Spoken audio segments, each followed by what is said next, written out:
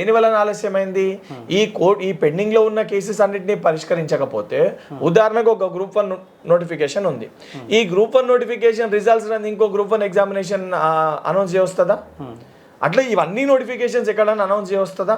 And ఇప్పుడు కూడా చెప్తున్నా, ప్రభుత్వం ఏర్పడినాక ఇదే బల్మూరి వెంకట్ ఉస్మానియా ఏదో యూనివర్సిటీకి సంబంధించి ఆ రోజు మీరు కూడా ఉన్నారు.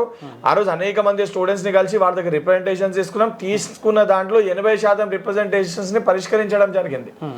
అనేక మంది ధర్నాలు అజిటేషన్స్ చేస్తే కూడా, దీక్షలు చేస్తే కూడా, అది గాంధీ హాస్పిటల్ కానీ ఉస్మానియా హాస్పిటల్ కానీ ఇదే బల్మూరి వెంకట్ వెళ్ళి ఆ రోజు మరొకసారి టెట్ని ఏర్పాటు చేయాలన్నా కానీ, లేదా గ్రూప్ ఏదైతే DSC group 2 date post phone చేయమంటే కూడా ఆ రోజు కూడా నేనే ముందు వరుసలో ఉండి ముఖ్యమంత్రి గారితో మాట్లాడి చెప్పి వాస్తవాలు వివరించి ఈ ప్రాబ్లం వస్తుంది, గతంలో కూడా వచ్చిందని చెప్పి చేసిన పరిస్థితులు కూడా ఉన్నాయి.